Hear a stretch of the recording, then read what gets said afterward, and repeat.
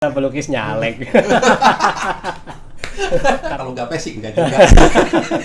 Nggak play berarti.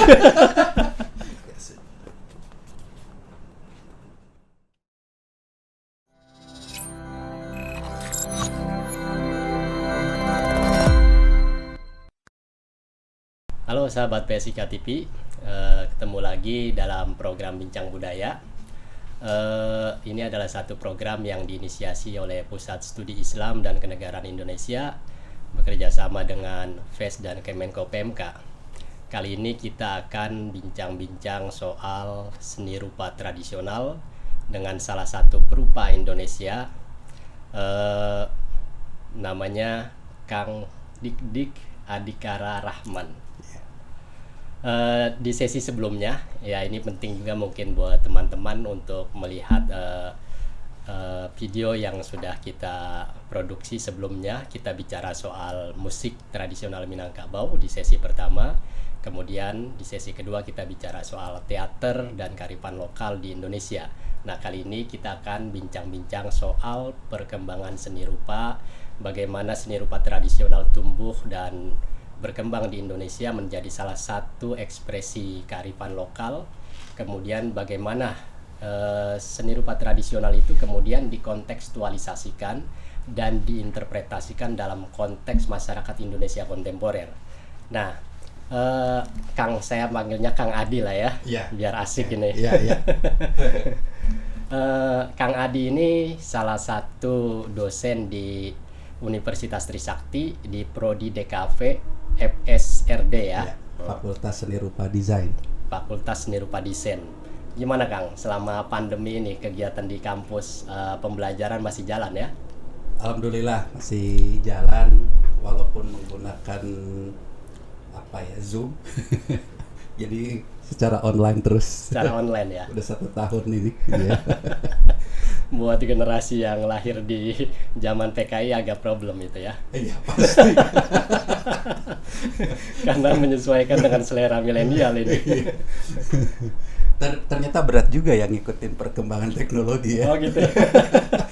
Agak gaptek ya. Iya, susah beradaptasinya nih.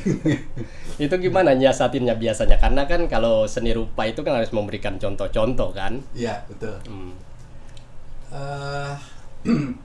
Ya biasanya cara saya yang paling sederhana itu saya langsung ngasih contoh, ngasih demo gitu, direkam pakai webcam, jadi langsung bisa dilihat oleh para mahasiswa lah ya, di monitornya mereka masing-masing gitu. Tapi ya menurut saya cara itulah yang terbaik di kondisi pandemik ini gitu kan.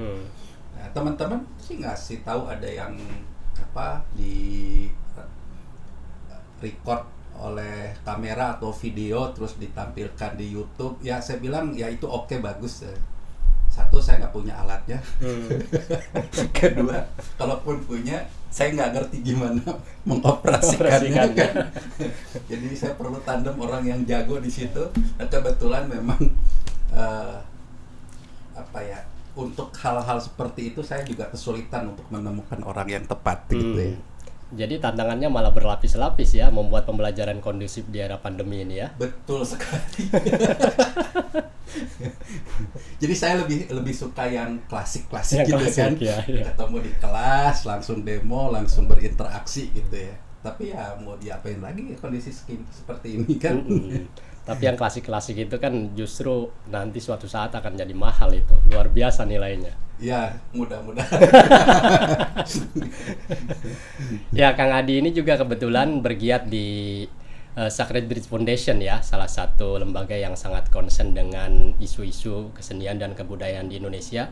Banyak sekali program yang digarap oleh SBF, kita menyebutnya seperti itu. Dan PSIK kebetulan memang beberapa kali juga sempat kerjasama dengan SBF ya, untuk menggarap isu-isu kebudayaan seperti itu. Sekarang kegiatan SBF apa nih Kang Adi nih?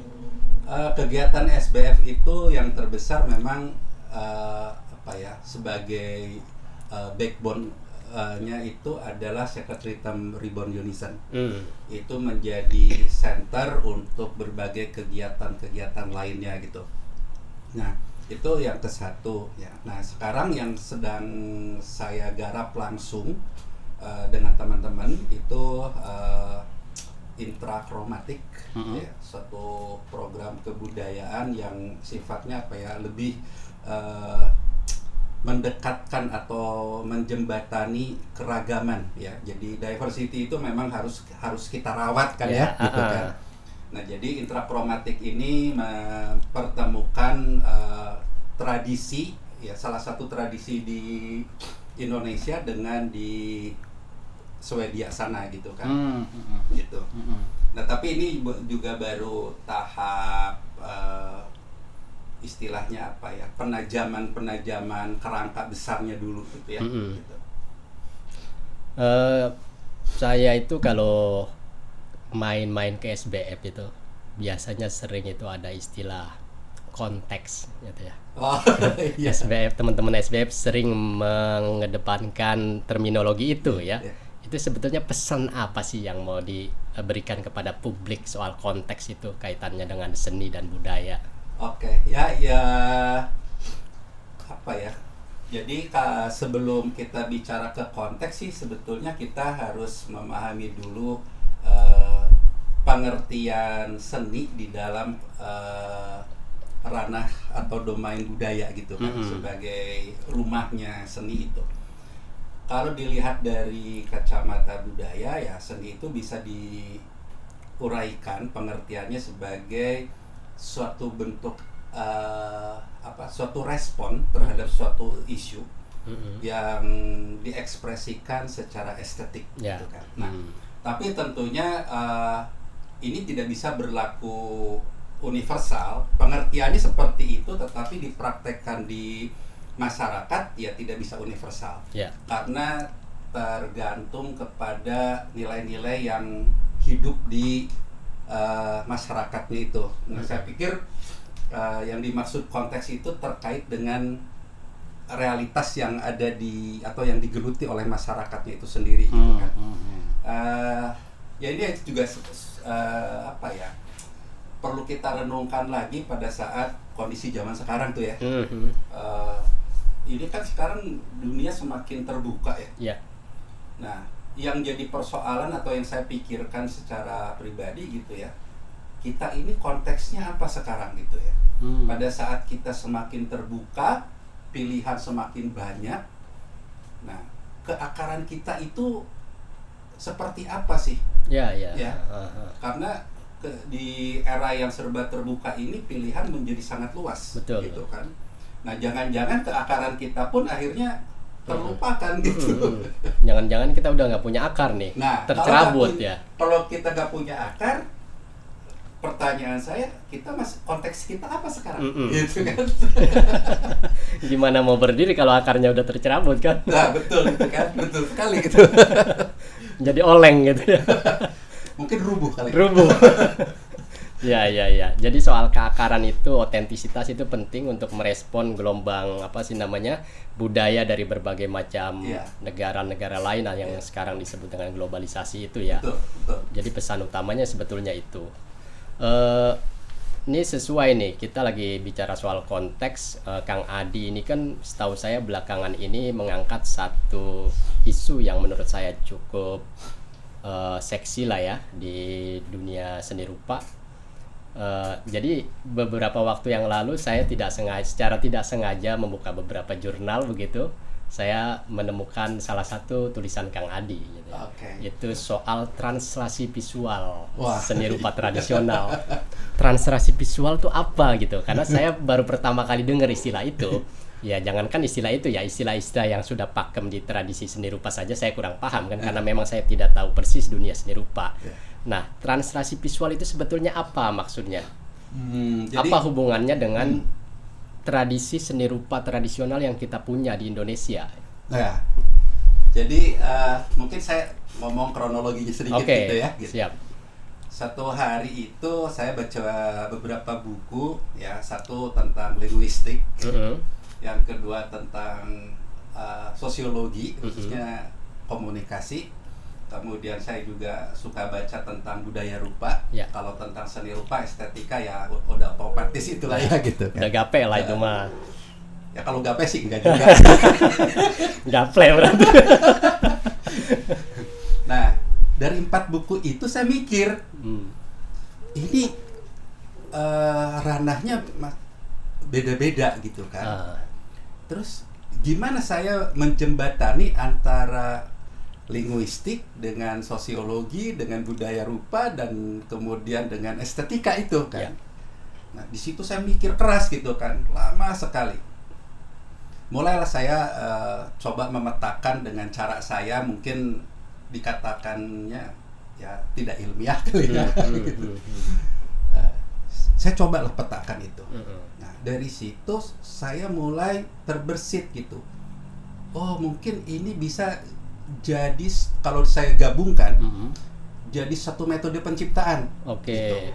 Nah, saya mulai menetapkan, saya mau berangkat dari istilahnya sebagai suatu metode gitu kan.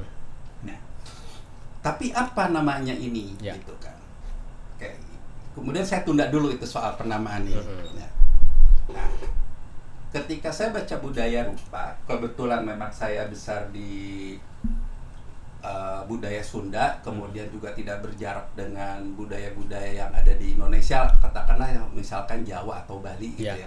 Nah, saya ingat gitu, oh saya sebetulnya kan punya harta gitu ya. Hartanya ini adalah satu batik. Nah, batik ini saya urai lagi. Oh, ada batik pedalaman dan ada batik pesisir gitu ya. Nah, yang kedua tentunya wayang. Karena saya dari kecil sudah kenal wayang, kemudian nenek dari bapak saya pun adalah seorang penyungging atau seorang pengrajin batik gitu kan.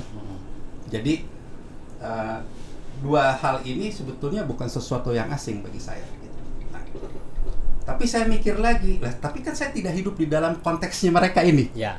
Artinya saya tidak bukan seorang pengrajin batik. Juga bukan orang yang paham banget soal wayang gitu kan. Cuman saya punya rasa suka aja, rasa empati gitu ya terhadap dua manifestasi budaya ini. Nah, kemudian saya mikir lagi, diperlakukan sebagai apa? Dua hal yang tidak pernah saya masuki gitu. Ada dekat iya, tetapi tidak pernah hidup di dalamnya kan gitu. Oh, mungkin akan saya jadikan titik berangkat saya. Nah, titik berangkat untuk membangun suatu membangun eksplorasi artistik saya gitu. Ya, saya mengatakannya artistik, saya nggak berani mengatakannya estetik gitu. Lebih teknis lah ya. Nah, ketika saya menemukan titik berangkat ini, saya sudah mantapkan titik berangkat ini. Saya balik lagi tuh ke bacaan-bacaan tadi. Kemudian yang jadi suatu metode itu.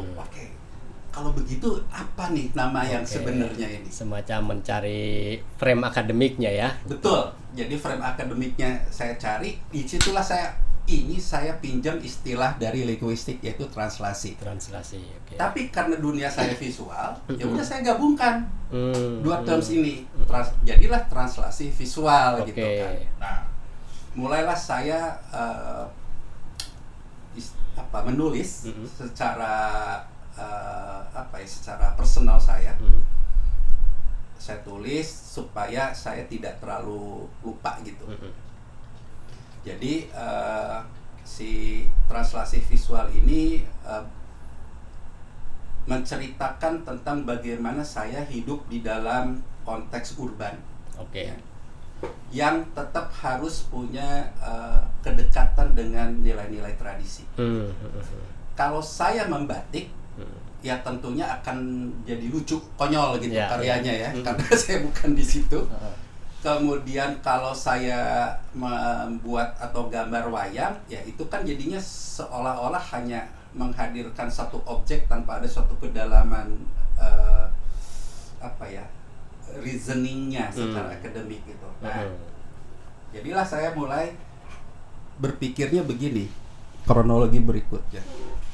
Ketika saya hidup di urban, nilai-nilai tradisi itu kan harus diterjemahkan dengan cara urban dong. Ya kan?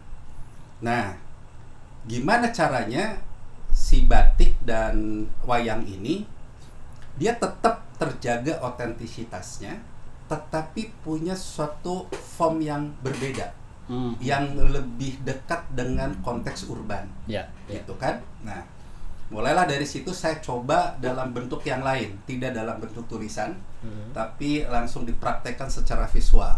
Nah, kebetulan di kompleks saya memang ada satu balai RW yang membutuhkan sentuhan mural. Ya, saya manfaatkan betul di situ untuk uji coba gitu kan.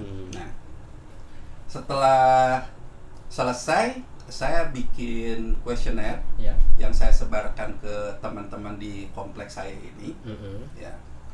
Dan jawabannya yang bisa saya simpulkan secara garis besar, mereka mengenalinya bahwa ada dua hal. Satu itu tentang karakteristik batik, gitu. Karena mungkin mereka tidak bisa menjelaskan secara verbal, tetapi mereka hanya bisa mengenali secara visual. Kemudian yang kedua adalah ini tentang budaya ya, tentang budaya kita ya, gitu. Dengan dua jawaban itu saya merasa senang sebetulnya, karena misi saya merasa sudah sudah terbaca oleh publik yang notabene tidak pernah punya pengetahuan tentang art, gitu ya. Nah, dari situ saya masuk ke tahap berikutnya. Saya mau jadikan suatu metode penciptaan saya. Nah, mulailah saya eksplorasi di situ. Nah, karena batik pesisir ini, ya, itu kan isinya lebih kepada secara visual, citranya itu kan nature, ya, tentang alam, gitu. Oke, saya kaji lagi, saya renungkan lagi. Isu lingkungan itu kan sekarang isu global, ya, isu bersama masyarakat dunia, gitu kan. Jadi saya akan menggunakan metode penciptaan ini mengangkat isu lingkungan yang berangkatnya memang dari pola-pola yang ada di dalam batik pesisir itu, gitu kan. Nah, mulailah saya mencoba memvisualisasikan itu, gitu kan. Kenapa saya harus bicara soal lingkungan alam dengan warna-warni yang banyak gitu? Ya, ini soal dimensinya lain lagi nih, Mas, gitu kan. Jadi kalau kita lihat negara kita itu kan masuk negara tropis, gitu. Kemudian colorful tentunya, ya. Kemudian batik pesisir itu pun colorful juga, gitu kan. Nah, cuman perbedaannya kalau warna dalam konteks tropis itu ya warna natural, kalau dalam batik pesisir itu memang hasil dari pertemuan berbagai budaya visual, gitu kan. Hasilnya yang kita tahu bisa ada warna merah, kuning, biru, coklat, hijau, gitu kan. Ya, tapi itu representasi diversity dalam suatu bingkai yang apa ya, yang dihadirkan jadi apa ya istilahnya itu, jadi equal, gitu. Karena memang sejak dulu daerah pesisir kita itu jadi proses persilangan antar budaya, ya. Betul. Nah, itu jadi menguatkan saya tuh, memotivasi saya untuk melihat lagi bagaimana saya punya suatu alasan yang lebih mendalam lagi, gitu. Jadi soal diversity sangat saya utamakan di sini. Dan kebetulan memang di SBF itu kan diversity itu selalu digaungkan tuh, ya.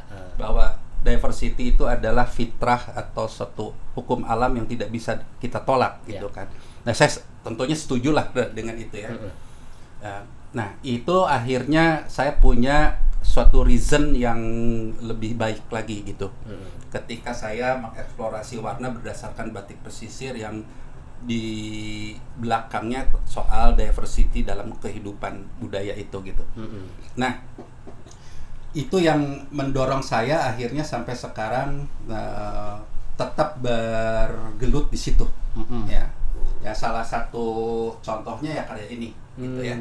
Nah, ini translasi visual di dalam form yang tidak ada kesamaannya lagi dengan batik gitu, tetapi nilai-nilainya masih ada. Satu, repetisi garis, kedua repetisi titik, ya. Kemudian bentuk-bentuk lain itu sebetulnya organis ya, karena batik pesisir memang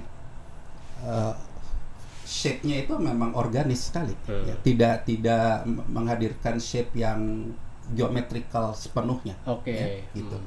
Nah, kemudian karena saya juga berangkatnya atau merespon alam, di alam itu juga tidak ada yang sifatnya geometrikal ya.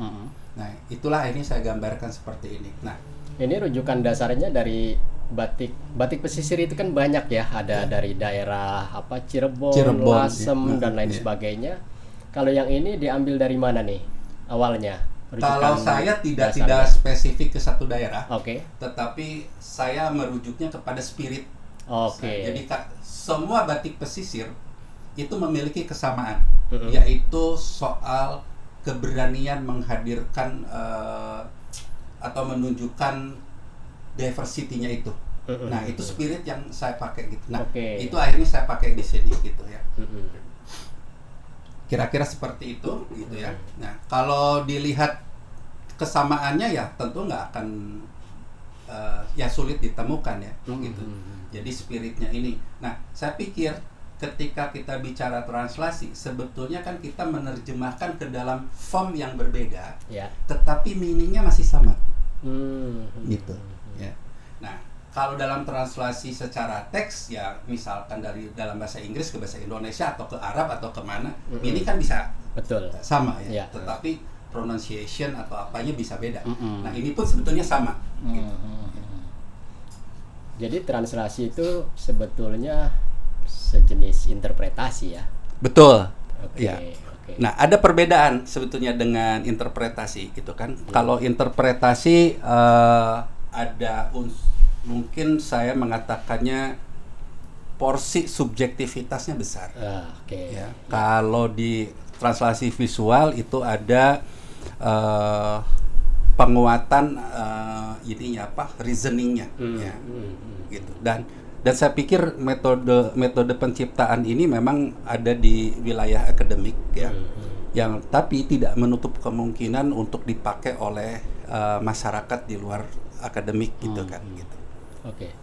Sejauh ini kan Kang Adi mengeksplorasi metode translasi visual itu di batik Pantura ya, pesisir, dengan wayang itu ya, sosok wayang itu. Nah, tapi metode itu sendiri sebetulnya bisa diaplikasikan di bentuk-bentuk seni rupa tradisional yang lain. Bisa, sangat bisa gitu. Artinya gini, kalau kita lihat dalam seni tradisi gitu ya, seni rupa tradisi, saya mengatakan saya meminjam kata seni rupa. Itu sebenarnya terms barat ya. Kita sebutnya apa ya, seni sungging atau gambar ya, gitu. Tapi gambarnya bukan gambar dalam arti drawingnya barat gitu.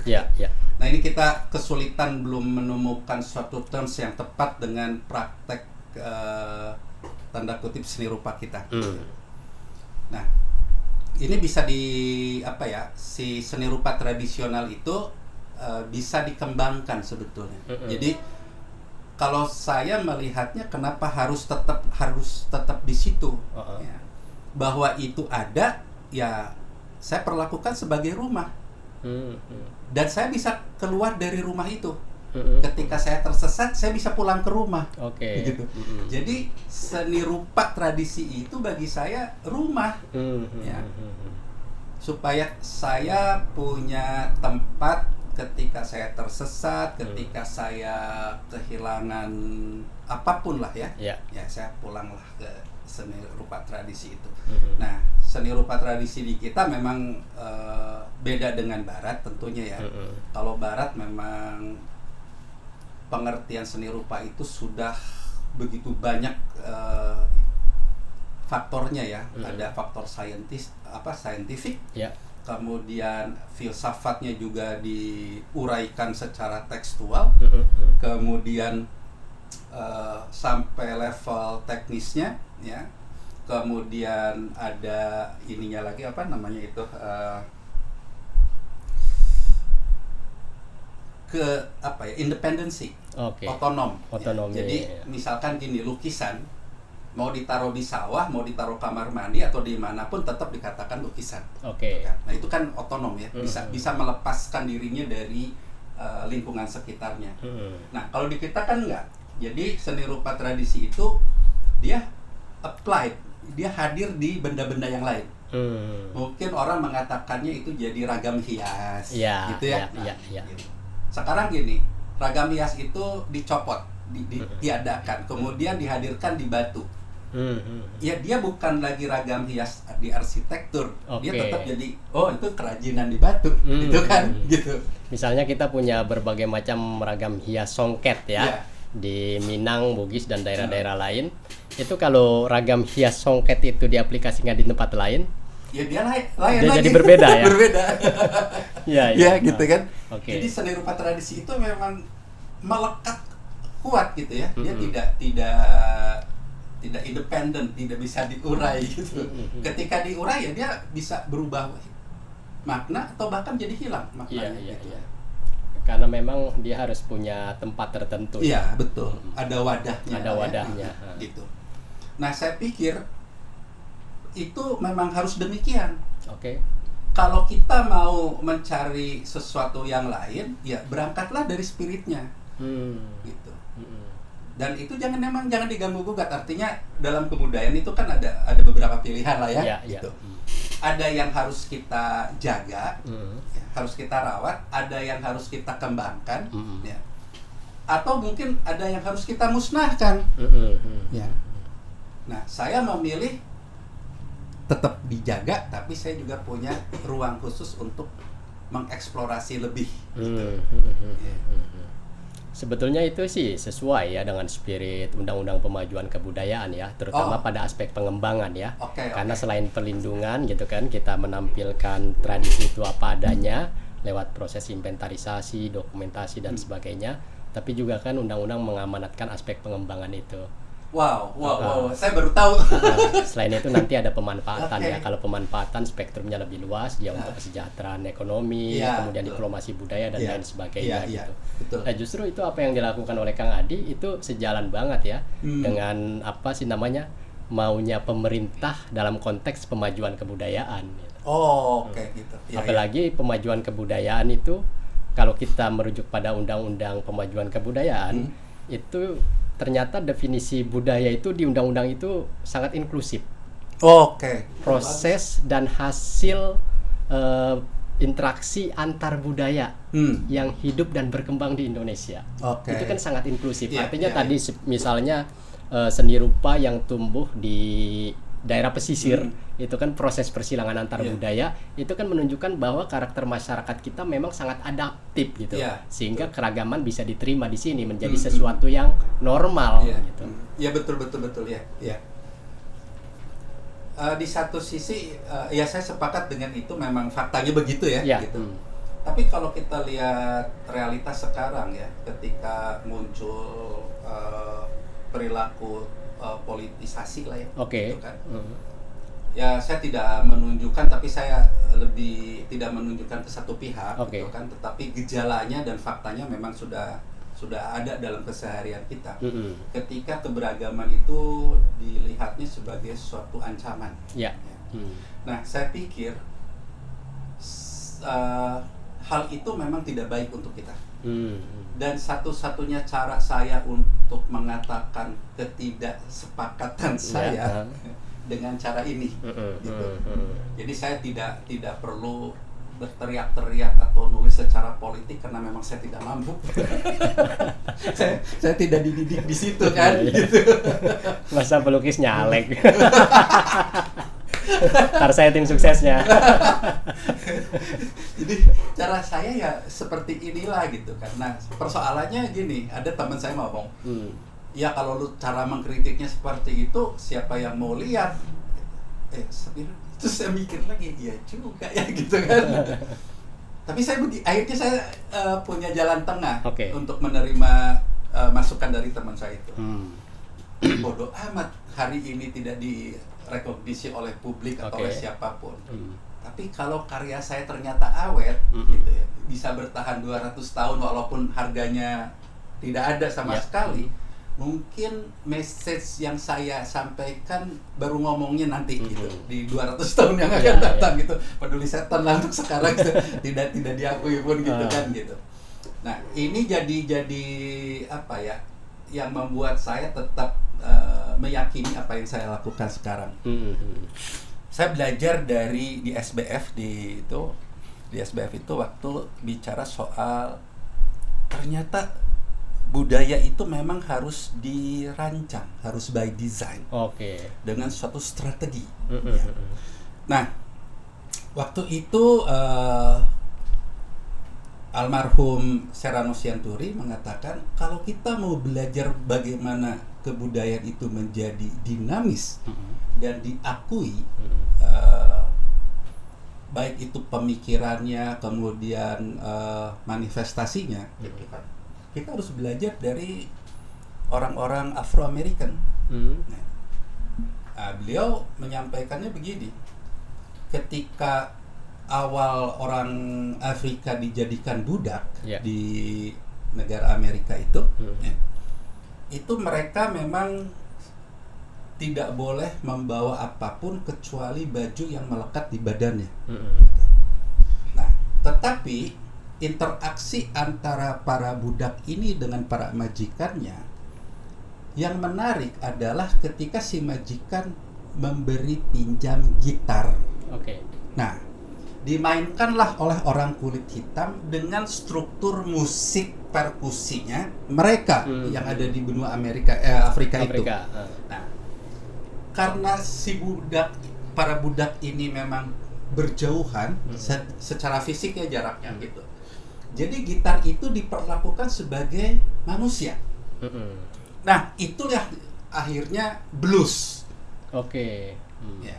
Jadi musik blues ini sebetulnya awalnya memang bukan genre ya, tetapi suatu manifestasi tekanan secara budaya terhadap orang kulit hitam ini. Ya. Nah, itu kan dimainkan oleh orang-orang kulit hitam Amerika. Ya. Kemudian mereka akhirnya menciptakan rock and roll ya, dengan segala, artinya mereka menciptakan karya-karya seni yang disebutnya black aesthetic gitu, karena lahir dari penderitaan itu kan, tetapi indah. Ya. Nah, ketika manifestasi karya musik orang Afrika ini dimainkan oleh orang-orang kulit putih, ya, yang notabene itu sebagai majikannya gitu ya, yang kastanya lebih tinggi, gitu, mereka tidak marah. Tapi mereka senang. Artinya bahwa kreasi mereka dari ketertekanan itu toh ternyata bisa diterima oleh orang kulit putih. Nah, ini secara tidak disadari mereka akhirnya berkiprah di seni, si kulit hitam ini, di musik ya. Ketika itu diserap, diadaptasi atau dipakai oleh orang kulit putih, itu tandanya bahwa secara tidak langsung orang kulit putih mengakui eksistensi kulit hitam sebagai manusia yang equal sebetulnya, walaupun secara politik belum. Nah, ketika ini sudah selesai, masuk ke domain yang lain, yaitu olahraga. Nah, kita tahu Sonny Liston, kita tahu Arthur Ashe, kulit hitam pertama yang jadi juara di tenis. Kemudian ada Sonny Liston, kemudian ada Muhammad Ali dan semua. Kemudian tumbuhlah para olahragawan kulit hitam dan mendominasi. Betul. Ini pun kemudian diserap juga oleh kulit putih. Nah, artinya mereka orang kulit hitam ini sudah mulai menjalankan undang-undang atau konstitusi Amerika soal equality ini. Nah, menariknya tidak dengan berkoar-koar, tidak dengan demo, tidak dengan merusak secara anarki, tetapi dikerjakan secara intelektual. Walaupun pelaku-pelakunya mungkin tidak terdidik secara formal. Ya, jadi saya melihat intelektual tidak ada hubungannya dengan latar belakang pendidikan formal gitu kan. Nah, ketika olahraga sudah hebat, baru mereka masuk ke domain yang lain, yaitu politik. Kita tahu ada Malcolm X, Martin Luther King, akhirnya ada Barack Obama kan ya. Nah, ketika mereka bisa masuk ke wilayah politik, ya, artinya sudah terkuasai dong. Equality itu bisa direalisasikan. Nah, ini kan by design ya. Gitu. Kita selalu berkoar-koar, ribut, ya, menyalahkan budaya asing. Gitu. Ya budaya asing memang tidak salah, memang dari dulu juga fitrahnya ya dia akan masuk kemanapun juga gitu. Yang jadi persoalannya kan kitanya. Ya. Kita mau menerima itu atau tidak, mau menolak atau melakukan suatu tindakan konfrontatif atau berkompromi, gitu kan. Jadi seolah-olah yang disalahkan itu adalah budaya asing. Ya. Kita menjadi benar sendiri nih. Ya, artinya apa? Kalau mati kita rame-rame masuk surga, karena kita benar. Ya. Yang salah seorang lain, gitu kan. Nah, bayangkan dalam konteks budaya kita seringkali bicaranya jauh ya dengan berbagai teori ya, kemudian berbagai tulisan jurnal ilmiah gitu kan. Tapi di lapangan itu persoalannya sangat jauh, sangat beda sekali. Ya. Jangan-jangan kita menulis yang ilmiah itu justru disitulah penyebab kehancuran budayanya, mungkin aja, ya gitu. Nah ini sebetulnya secara pribadi kekhawatiran saya. Khawatir banget gitu kan. Kenapa sih kita menyikapi soal budaya harus dengan politik? Kenapa kita tidak cultural by design aja dengan secara intelektual gitu ya? Dengan tindakan di lapangan gitu. Ya. Nah ini sebetulnya hal-hal seperti ini yang saya perhatikan ya, itu kan udah berlangsung lama ya. Gitu. Ya sekarang di kalangan anak muda gitu ya.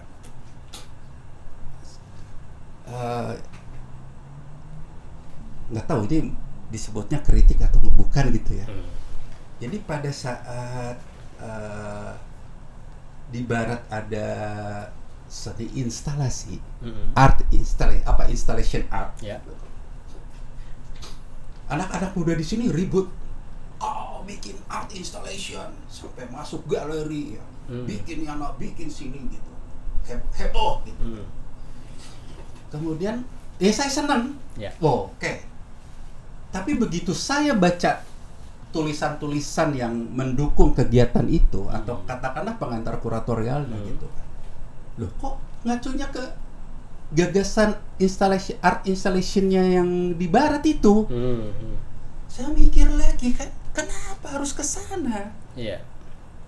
Kita tiap hari seni instalasi berlangsung di satu pulau, yaitu Bali. Kenapa itu tidak menginspirasi seni rupa kita?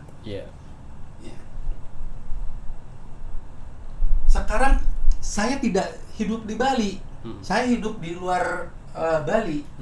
Ya, kita ada kegiatan-kegiatan bikin nasi tumpang, itu seni instalasi kalau mau.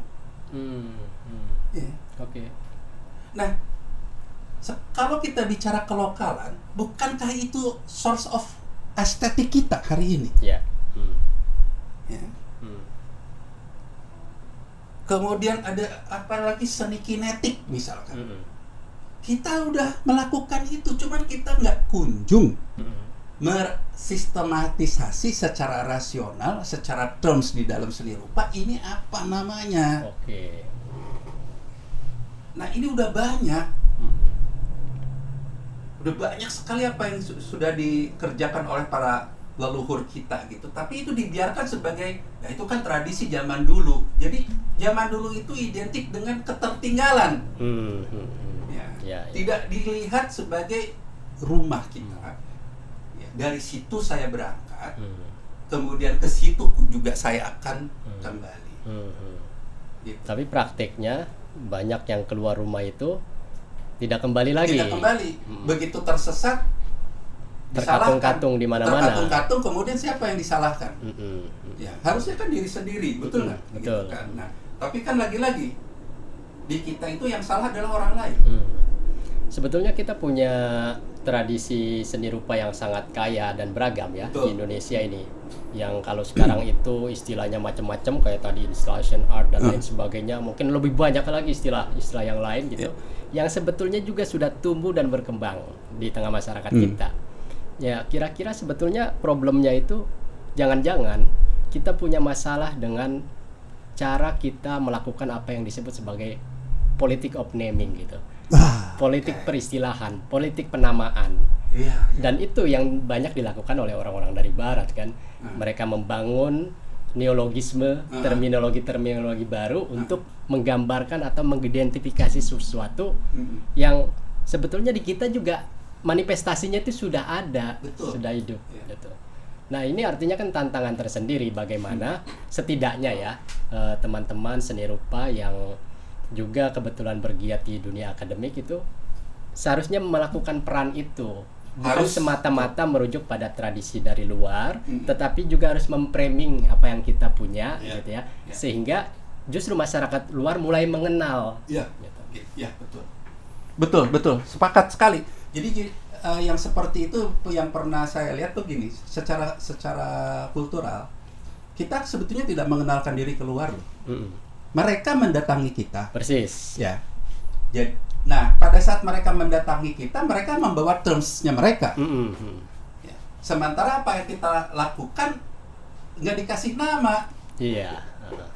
Jadi memaksakan diri untuk menggunakan menggunakan nama dari luar terhadap apa yang kita kerjakan. Padahal nih, lagi-lagi nih, mereka memberi nama seperti itu kan by konteks. Iya. Ya. Jadi kalau di kita membuat sesuatu tidak kunjung diberi nama, jangan-jangan kita sudah terlepas dari konteksnya. Ya. Nah, ini kekhawatiran yang lain dari saya nih, gitu kan. Jadi kalau kita bicara kelokalan, ya mestinya kita tahu dimensinya mulai dari konteks sampai ke manifestasinya. Di tengah-tengahnya itu ada pemikiran, artinya ada pola berpikir, kemudian pola perilaku, ya, behaving pattern-nya, mestinya itu juga ada gitu kan. Nah, contohnya gini, waktu saya research di Trawulan, saya menemukan ternyata sanggul itu bukan hanya sekedar ciri perempuan yang cantik.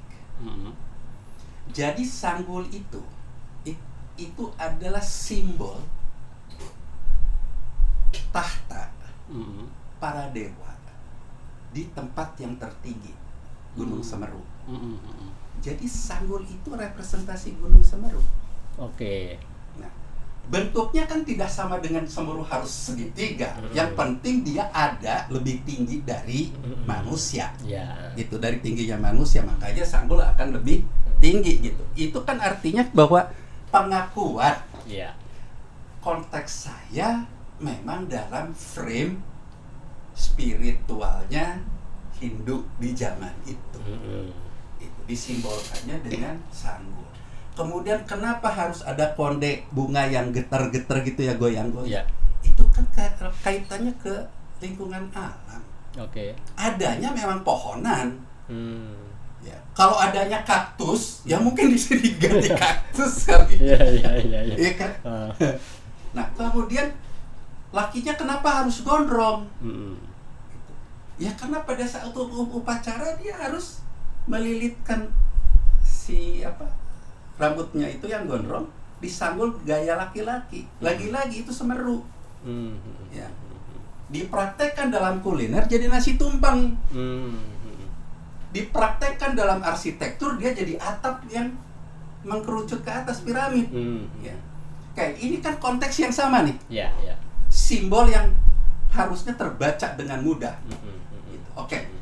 Lalu semua itu apa untuk kita hari ini?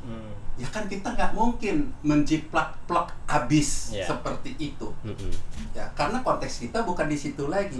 Yuk kita sesuaikan lagi. Nah, itu yang tadi saya dengar dari Mas Rahmat, di rekontekstualisasi lagi. Ini perlu metode, perlu metode dong. Ya, nggak mungkin secara ngawur gitu kan? Nah, gitu. Jadi kita memang butuh metode yang tepat supaya tidak terlalu jauh langkahnya, sehingga orang mungkin membaca pattern di dalamnya jadi terlalu rumit atau bahkan juga sudah tidak bisa dibaca lagi gitu kan. Nah, ini itulah kalau saya pikir lokalitas itu sebetulnya sampai kapanpun nggak bisa ditinggalin ya.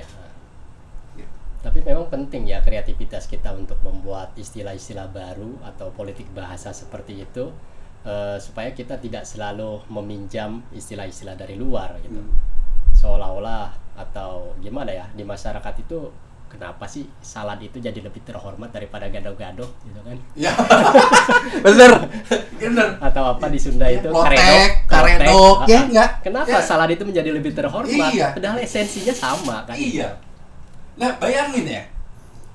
Ini ngomongin di soal kuliner, walaupun saya bukan seorang chef gitu kan.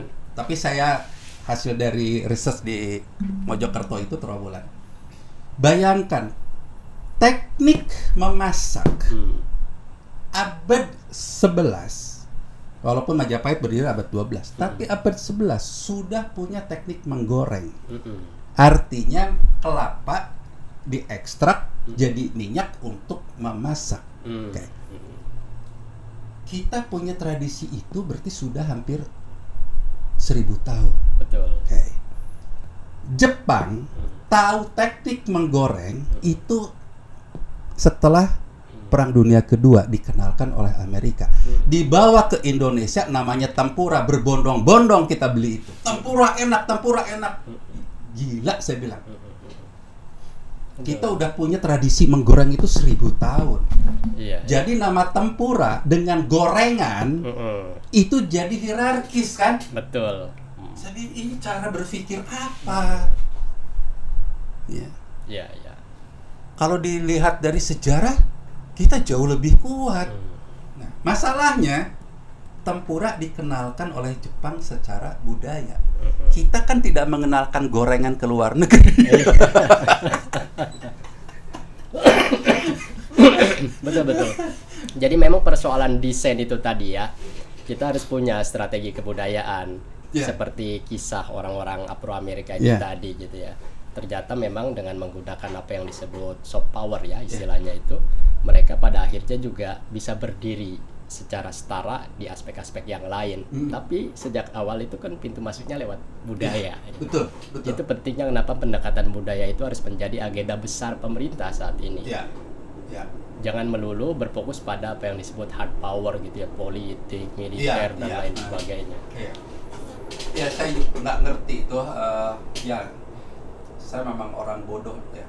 Dalam politik saya bukan siapa-siapa lah, nggak ngerti. Tapi kalau dilihat dari kecenderungan ya, yang namanya empowering human resources, kok rasanya tidak bergerak signifikan ya. Dalam kacamata saya nih, secara subjektif saya, kok rasanya tidak bergerak gitu kan. Bayangkan, saya bisa mengatakan ini karena indikator atau fakta di masyarakat memang sudah ada. Ya, satu hoax. Ya. Kemudian rekayasa informasi. Rekayasa dalam arti negatif nih ya, bukan rekayasa dalam arti positif. Sehingga situasinya jadi bukan enlightenment, bukan enlightenment untuk orang lain, tetapi lebih menjebloskan masyarakat ke level yang kacau. Okay? Nah, terus kalau kita ini orang-orang yang sekolahan,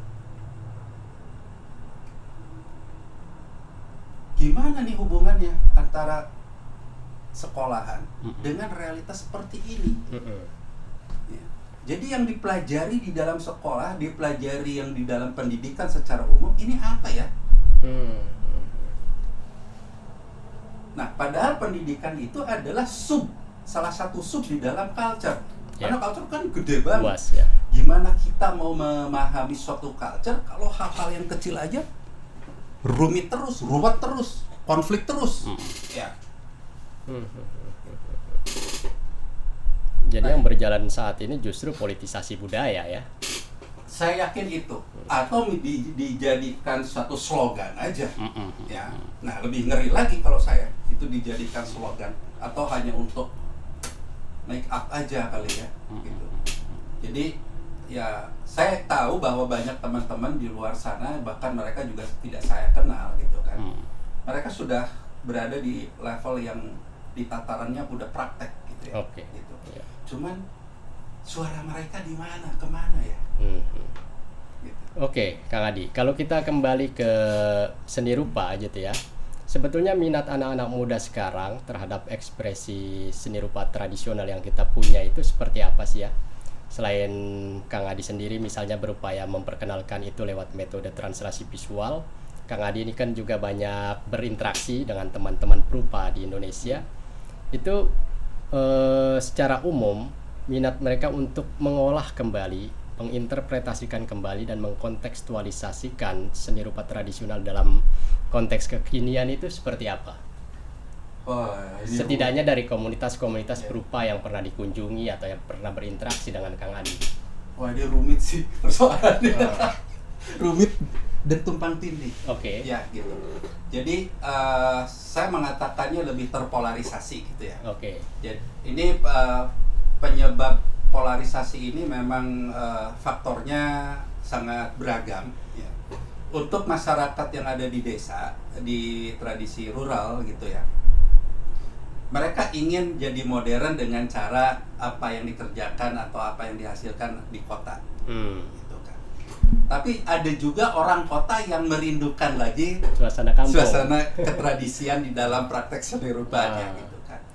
Kemudian ada lagi yang bisa menyampaikan persoalan ketradisian dalam seni rupa itu lewat mekanismenya lewat pendidikan formal atau lewat sanggar. Kemudian pelaku-pelakunya ada yang akhirnya berminat, ada yang juga yang enggak gitu kan. Gitu.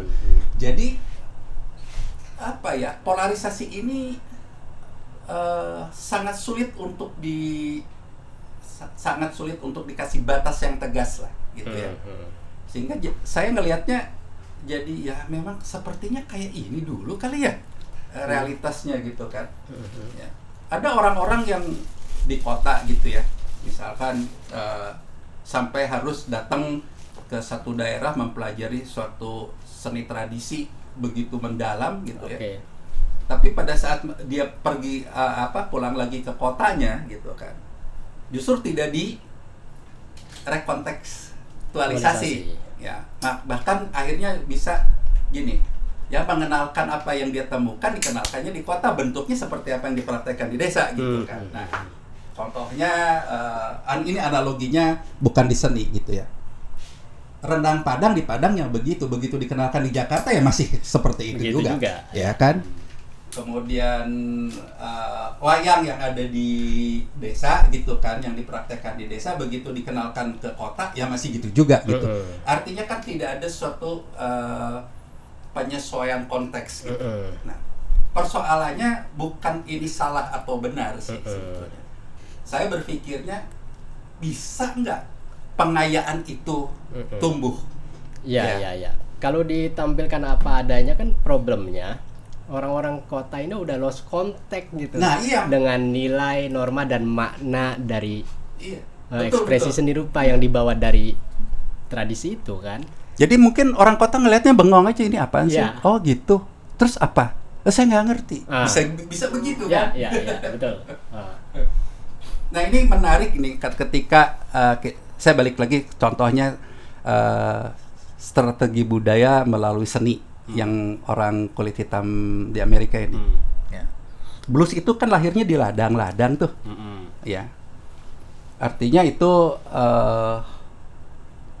produk rural. Ya. Ya. Ketika dibaca oleh urban di New York, itu kan jadi jazz. Betul, persis. Ya. Ya.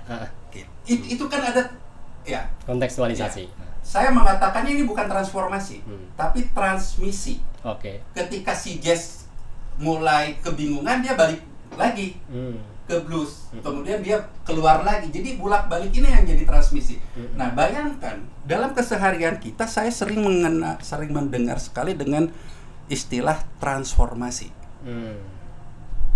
Oke, sekarang apa kaitannya dengan kolokalan kita?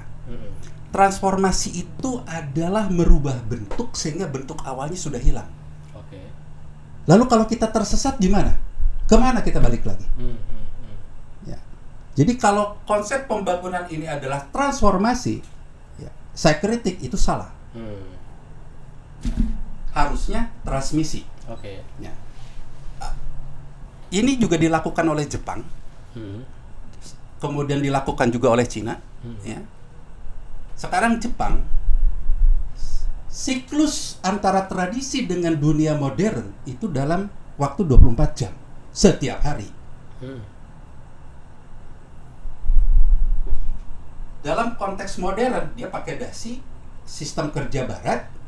Begitu pulang ke rumah, dia balik lagi ke tradisi yang sudah usia ribuan tahun. Ya. Nah, itu transformasi, bukan itu transmisi kan? Jadi ulak-alik ya. Bolak-balik. Nah, bagaimana kita bicara soal budaya lokal yang begitu hebat, tetapi konsepnya dikenalkannya transformasi. Ini saya bilang apaan ini, paradoks ya. Gitu. Nah, mungkin karena ini praktek seni rupa juga jadi apa ya? Arahnya kemana sih? Ya. Saya bingung gitu. Ketika ya saya kuliah di seni rupa itu mulai tahun 86 ya, gitu. Pertama kali saya pelajari itu adalah betul-betul barat. Ya. Saya dikenalkan dengan ilmu perspektif. Ya. Saya dikenalkan dengan gambar konstruktif. Saya dikenalkan dengan berbagai ism. Ya. Impresionism, post-impresionism, ya, Fauvism, wah semua, futurism, ya. Kemudian ada dada dan segala macam. Kemudian begitu saya keluar, lulus dari situ, beberapa tahun kemudian muncul postmodernism.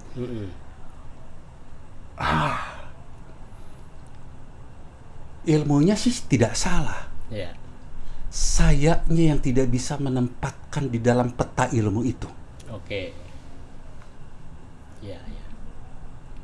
Saya tidak bisa menyalahkan kampus dalam hal ini. Yang membuat itu membuat saya tersesat itu siapa? Saya. Karena saya tidak cukup kritis untuk memahami materi itu dikaitkan ke dalam konteks yang kehidupan saya kan. Dan bayangkan 30 tahun kemudian baru saya ketemu ini. Jadi ada 30 tahun masa vakum.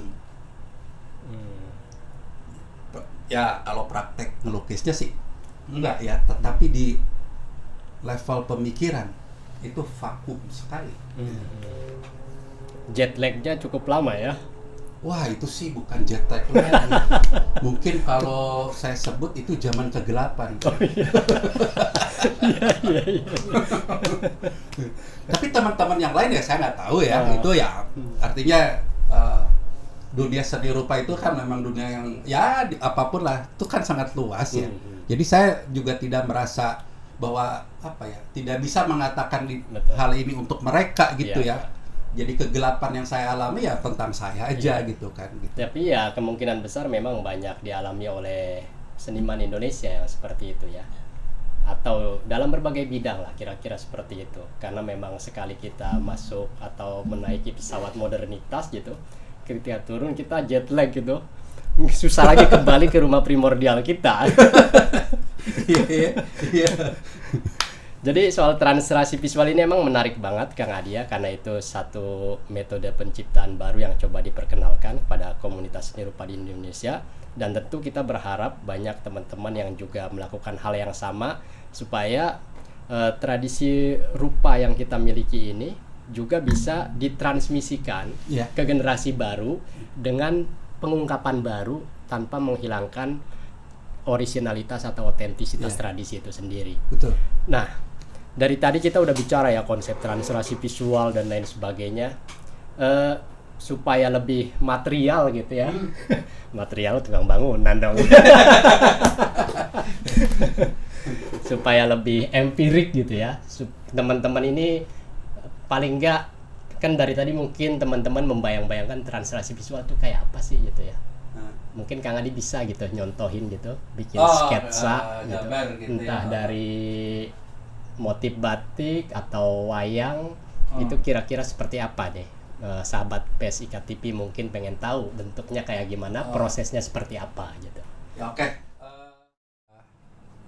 Teman-teman, jadi tadi Mas Rahmat minta saya sedikit mendemonstrasikan bagaimana translasi visual itu dihadirkan di dalam bentuk karya.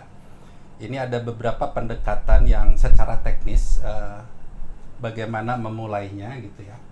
Oke, saya berangkatnya dari warna ya. Karena di batik pesisir itu kan colorful. Jadi saya sudah menyiapkan paling tidak ada 3 warna dulu gitu ya. Oke. Beberapa cara memang. Saya lebih suka main langsung secara tangan ya, dijadikan kuas gitu. Karena kalau pakai kuas kurang puas gitu ya, jadi saya pakai langsung seperti ini, caranya begini ya. Kemudian saya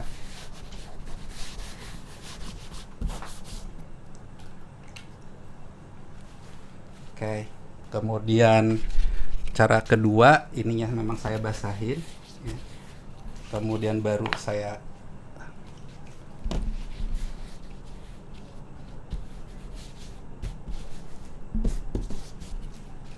ya. Cara ini sangat mudah sekali gitu ya. Jadi yang penting di sini jangan ada beban untuk salah atau jelek gitu ya. Kita mulai secara santai aja menghadirkan warnanya.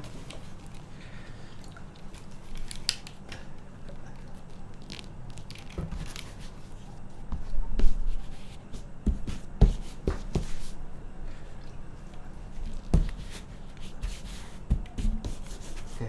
Oh, ini kertasnya kurang support, kurang mendukung, tapi nggak apa-apa, kita coba pakai.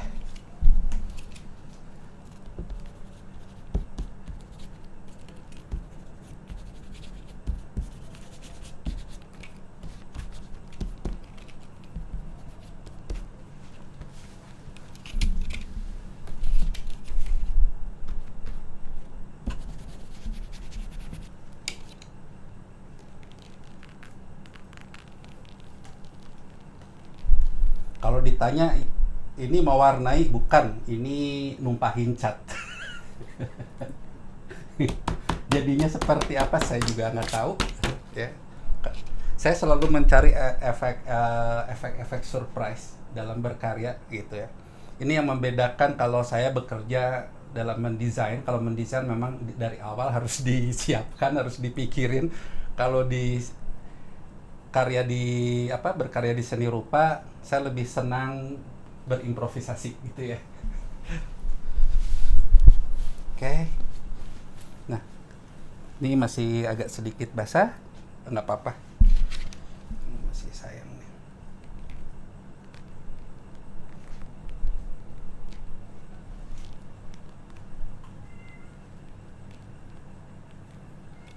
Oke.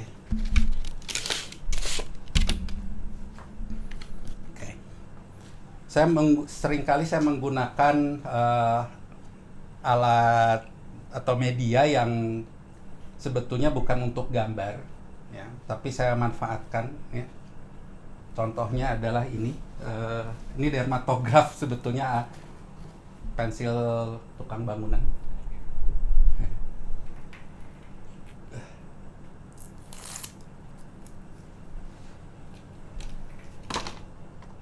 Nah, ini bisa dipakainya begini.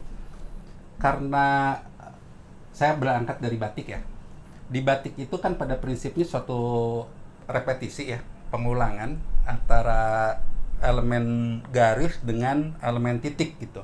Nah, tumpahan cat itu saya perlakukan sebagai elemen titik gitu. Kemudian di sini tinggal saya memberikan pengulangan elemen garis, ya. Elemen garis ini taruhlah ini masih ini harus pakai ini, nggak pakai pensil itu nggak kuat. Oke.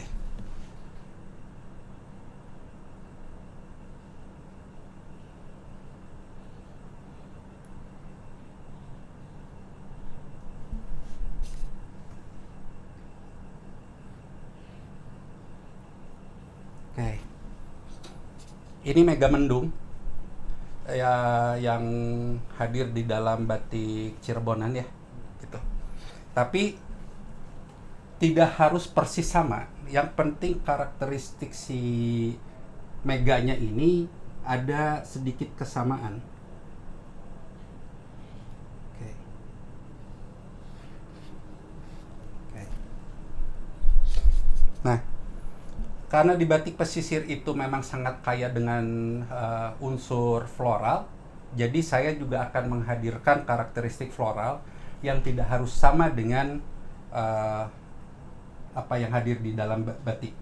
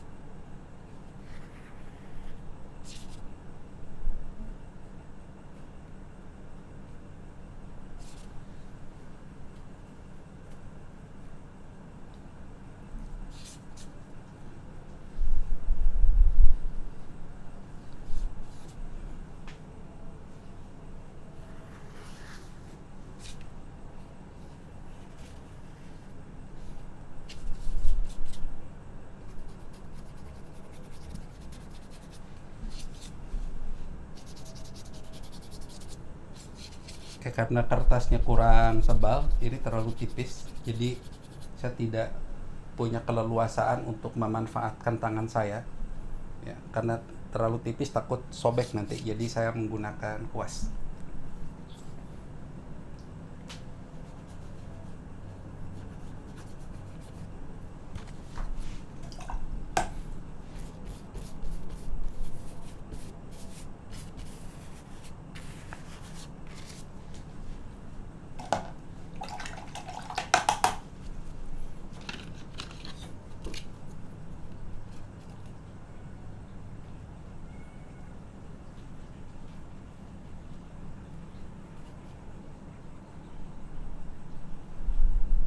Kalau tadi titik ini efek natural, ya, tidak apa ya, tidak bisa diprediksi.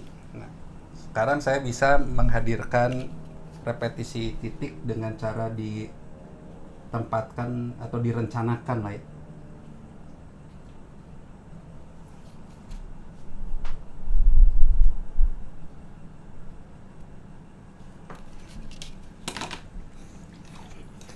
Ada cat di muka nggak? Ada. Oke.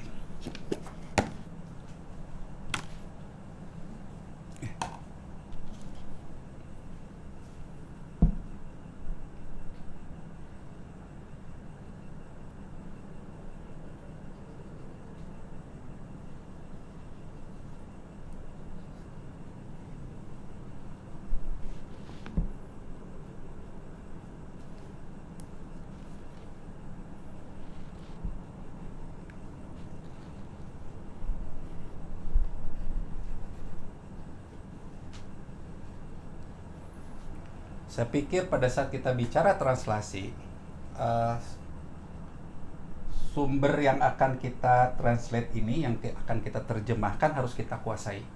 Dan artinya harus kita pahami, bukan dari sisi bentuknya atau shape-nya, tetapi tidak ada salahnya juga memahami sampai di level meaning-nya. Nah, karena kalau kita menghadirkan suatu pola tanpa tahu makna di dalam konteks karya aslinya, ini jadi sia-sia translasi visual ini.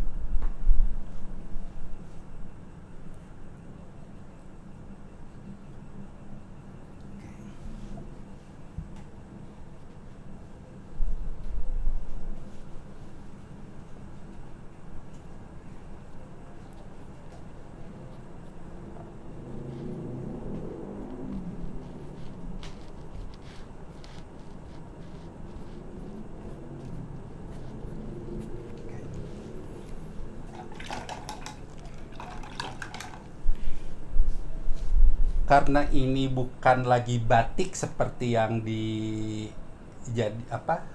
bukan lagi batik seperti aslinya. Jadi di sini saya punya keleluasaan untuk berekspresi dengan cara saya gitu ya. Artinya betul-betul saya manfaatkan ini sebagai suatu painting misalkan. Oke, oh iya, boleh ambil warna putih itu, cat warna putih. Nah itu dia. Terima kasih.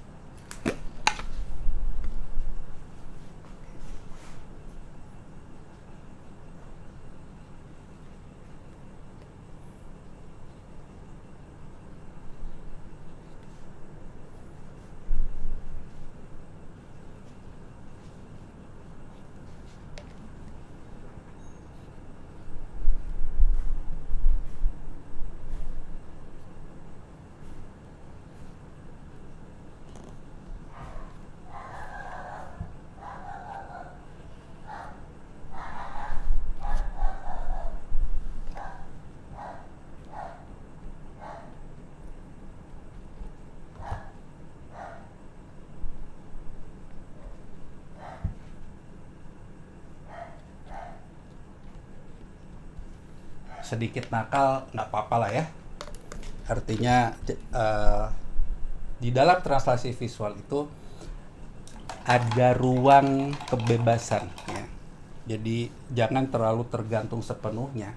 Oleh karena translasi itu kita boleh menghadirkan hal-hal yang di sana tidak ada tapi di sini jadi ada gitu kan. Contohnya gitu.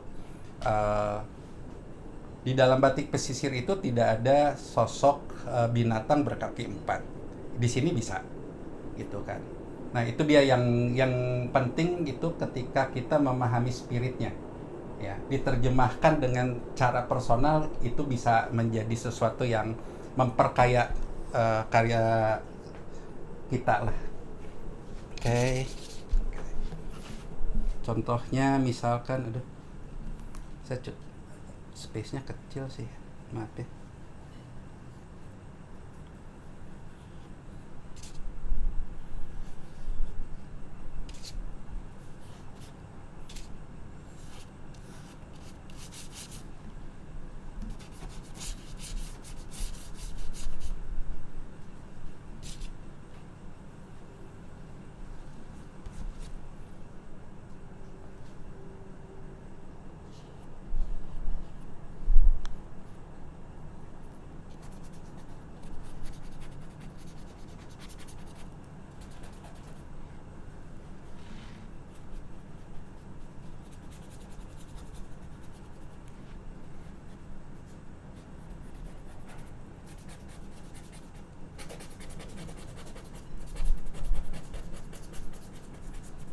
Nah, di level yang lebih rumit yaitu soal konsepsi ruang ya.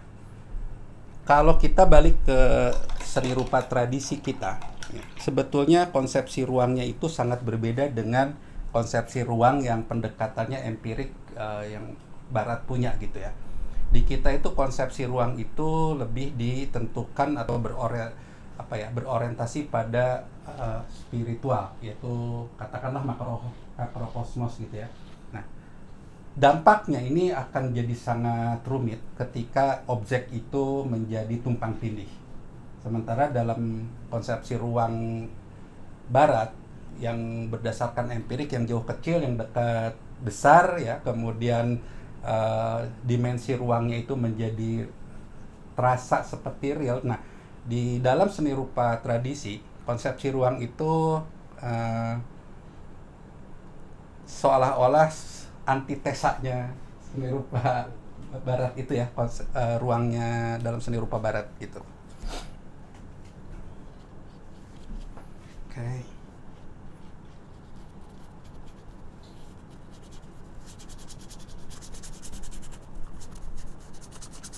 Nah, di barat sendiri cara berpikir ruang yang betul-betul didekonstruksi itu mereka lakukan, tetapi dengan suatu pendekatan scientific ya.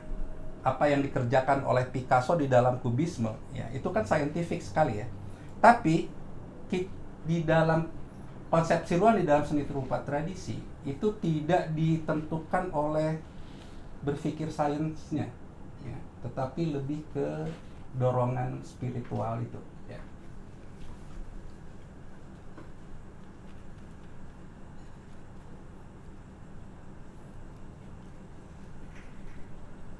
Nah, saya pikir ketika kita mendekonstruksi ruang di dalam seni rupa tradisi berdasarkan keputusannya adalah spiritual ya, saya tidak mau mengatakannya mistik ya, itu harusnya ketika dimodernisasi kita harus melahirkan suatu terms baru, suatu istilah baru. Nah, ini yang tidak terjadi sebetulnya ya. Sehingga pada saat kita melakukan leluhur kita melakukan itu, kita juga terbengong-bengong, ini tuh apa namanya ya. Begitu barat punya, kita pakai istilah barat gitu, padahal pendekatannya dan landasan serta alasannya sangat berbeda sekali. Nah, ini yang saya pikir dalam dunia akademik, seni rupa secara akademik itu harusnya mampu menemukan terms-terms yang hasil dari suatu modernisasi ketradisian kita ya.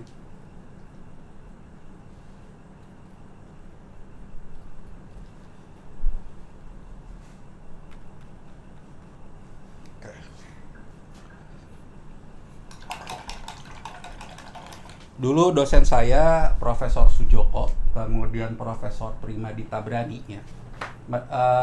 Beliau ini sangat kaya sekali dengan kajian-kajian kelokalannya ya, sampai memberikan suatu terminologi baru ya, yang akademik gitu. Cuma sayang ya, tidak ditradisikan gitu ya.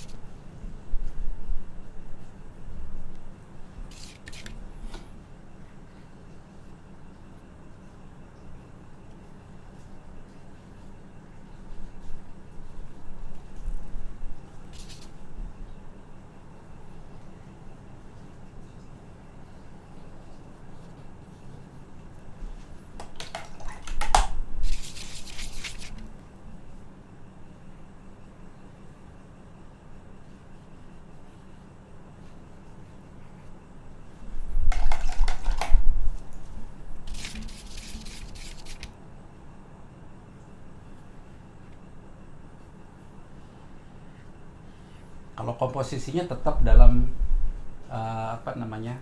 bingkai barat ya, dalam aturan-aturan barat. Saya pikir nah ini bagaimana kita mampu menghadirkan keragaman itu di dalam suatu bentuk ekspresi.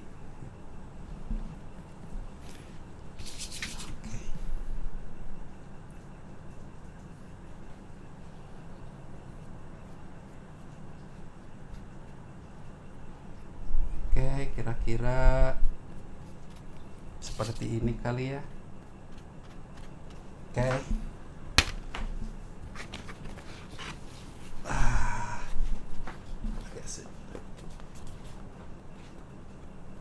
Ya maaf kalau ini kurang representatif, tetapi secara ini apalah, secara garis besarnya lah gini ya, gitu.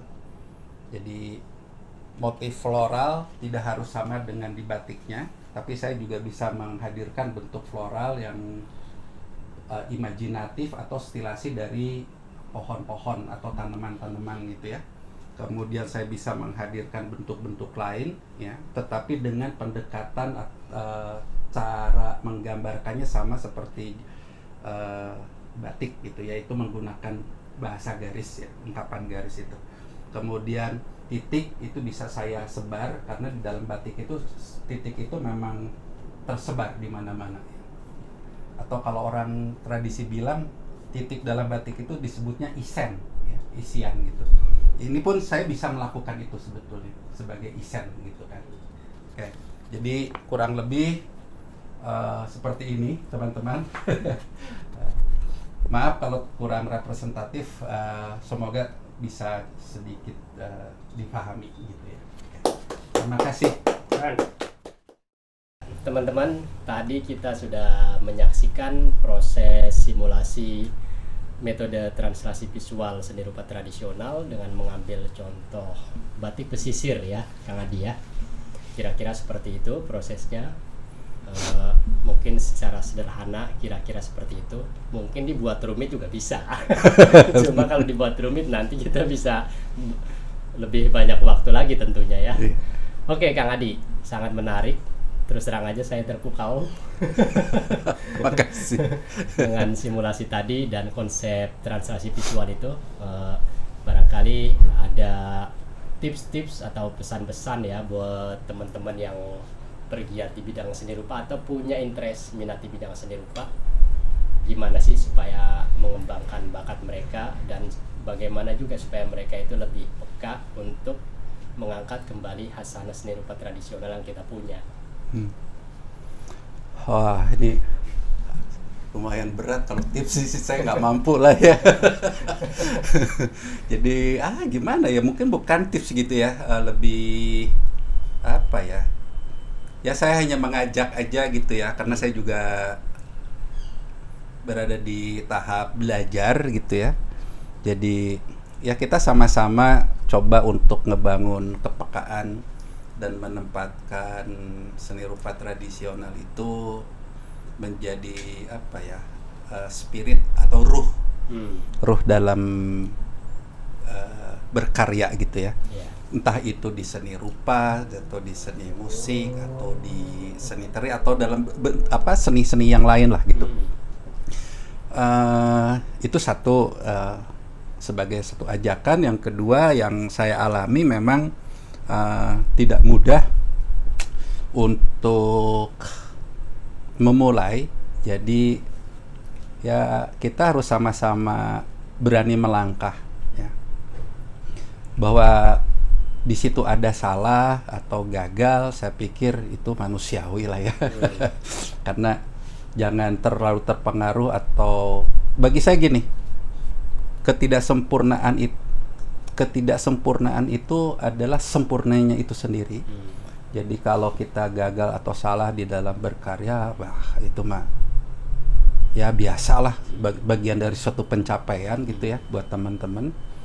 Karena 30 tahun saya berkarya ya jauh lebih banyak gagalnya daripada suksesnya, berhasilnya. Dan ya inilah daya tahan lah. Daya tahan itu memang harus kita miliki ya. Tapi nah ini kalau berkarya tujuannya adalah untuk mencari atau dijadikan sebagai sumber penghidupan ya saya tidak oposan, tidak menolak, silahkan. Tapi kalau saya berkesenian ya berkesenian aja gitu ya. Bahwa akhirnya ada orang yang menghargai dengan cara membeli, yaitu sebagai bonus sekali ya. Ikutan ya, subsequent ya. Iya. Jadi motivasi saya memang ya berkesenian aja gitu kan. Pameran iya gitu ya. Kemudian ya memang harus pameran sih. Ya. Kalau nggak pameran kita nggak tahu gitu. Nggak diketahui orang gitu. Tapi sekarang kan kita punya media sosial ya. Ya, betul. Ada Instagram, ada apalagi TikTok ya. Saya nggak tahu apalagi Snapchat atau apa gitu. Saya main di Instagram gitu. Jadi saya sosialisasikan karya-karya saya itu di Instagram saya gitu kan. Oke. Ya lumayan ada yang memberi kritik-kritik, itu saya senang sekali ya. Kritik kekurangannya apa gitu ya, kelemahannya apa, justru di situ saya belajar dari orang-orang yang tidak saya kenal, saya kenalnya secara virtual, ketemu aja enggak gitu kan, tapi itu berkah buat saya. Jadi saya juga harus berterima kasih ke sosial media itu gitu kan. Dan ya lumayan lah membangun hubungan ya apa namanya itu, silaturahmi ya, atau networking ya. Saya pikir juga harus jadi bagian dari keseharian kita gitu ya. Itu aja sih. Selebihnya nggak ada lah. Saya juga orang yang banyak kekurangan, masih belajar, terus nasihatin orang gitu. Wah, sialan banget. Enggak banget gitu.